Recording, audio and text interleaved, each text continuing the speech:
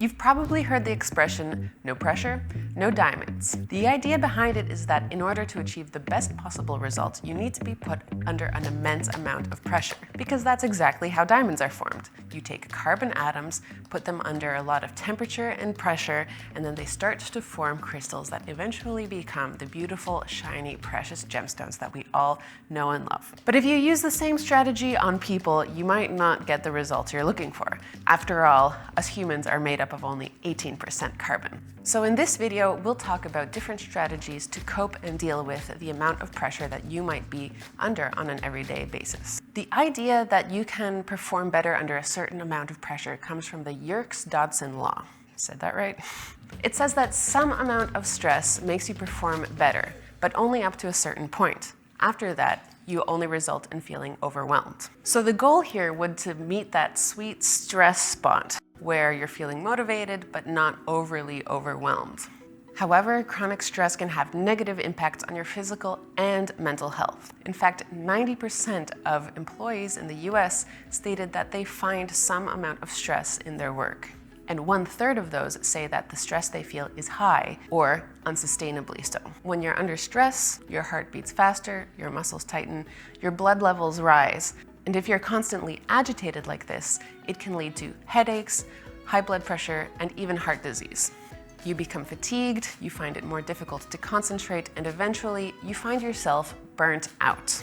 Too much stress can also lead to time anxiety, the concept that you stress out about not having enough time to do anything and thus don't get anything done at all. Or even analysis paralysis, which makes you question everything you're doing and with high expectations towards yourself, and thus leading to not being able to make any decisions whatsoever. Naturally, your performance and productivity will end up suffering for this.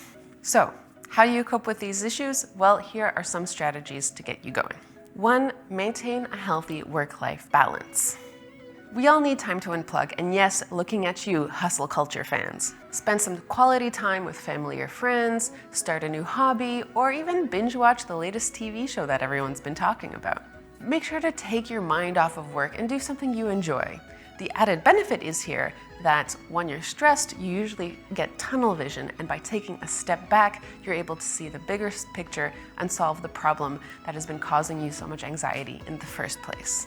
A fresh look at things after you've taken a break can do wonders for your productivity and breaks you out of the hyper-focused tendencies. But achieving work-life balance can be particularly tricky if you're working from home, an environment where you share both work and your everyday life. So you have to really work extra hard to make sure to draw those boundaries between your workday and your everyday life. And speaking of being mindful, number 2, practice mindfulness. The concept of mindfulness is deliberately experiencing whatever is happening to you at that given moment. It's about keeping an open mind and making sure to put everything into perspective. It will help you prioritize and maybe realize that that thing you've been stressing about is not that important when you contextualize the larger aspects of life. And it's really easy to try out. So take 60 seconds to close your eyes and breathe in and out, and focus on your breath. You can also look for different apps to help with mindfulness. I'm sure there are plenty out there. Just give it a search.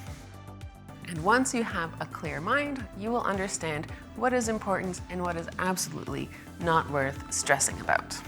3, avoid multitasking. The myth of multitasking has been debunked time and time again. We've seen that trying to do more at the same time does not result in getting more done. In fact, it's quite the opposite.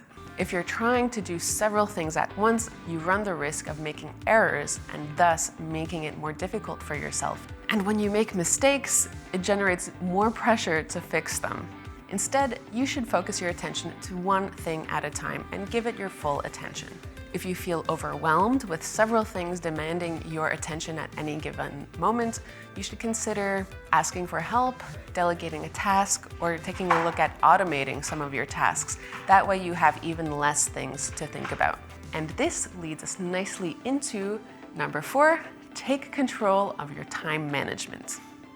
The best way to avoid these overwhelming multitasking situations is to plan your time so that you're dealing with one task at any given moment. Now, on this channel, we've talked a lot about different methods to plan your workload, and you can definitely take a look at them. We will link several of them below. But the point is that you are dedicating a certain task for a certain time so that when you arrive at the office, you know what you're doing, and when you leave it, you feel set up for success for the next day afterwards. Using tools like DeskTime can also help understand where your time's been going so that you can plan more effectively in the long run. The goal is to find what works for you, something that gives you structure and mental clarity on what you have to do. Unexpected situations and emergencies do still happen, but when they do, then you'll be better equipped to deal with them. The added bonus is that time management goes hand in hand with prioritizing. That way, you're able to take a step back and see what the most important thing to get done is and prioritize getting that done in the first place. That's the eating the frog concept we talk about a lot on this channel. Number 5, take care of your physical health. You know the good old mens sana in corpore sano, or if you don't speak Latin, healthy body, healthy mind. Let's be honest, you probably don't need me to preach to you about the benefits of having an active lifestyle, the benefits on sleep, physical well-being, and everything in between. You know all of that. But yes, all of these things still are true. Exercise can be a tremendous stress reliever and improve your health down the road.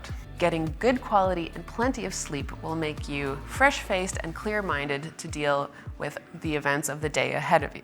And while you'll have to pry my cup of coffee out of my cold, dead hands, too much caffeine can lead to heightened stress levels. So make sure to take care of yourself. You'll feel better, you'll feel less stress, and you'll be better equipped to deal with the challenges that life inevitably will throw to you.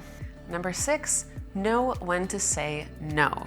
Saying no can often be very difficult, but it's also equally important to put yourself first sometimes, especially when you feel a huge amount of pressure and don't feel that you'll be able to handle the stress that's placed on you.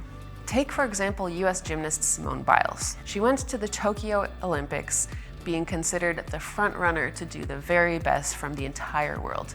Very few of us can even fathom the amount of stress that she was under. But during the event, she decided to pull out from the competition to put her mental health first. She realized that she wouldn't be able to perform at the same level that she and everyone around her expected her to be able to. It absolutely wasn't an easy decision to make, but sometimes saying no is the right answer. If you have way too much on your plate and you feel like you won't be able to deliver the desired results, it will only inevitably lead to problems down the line. So these are our tips on handling pressure at work. If you have any other strategies that you would recommend, please comment them down below.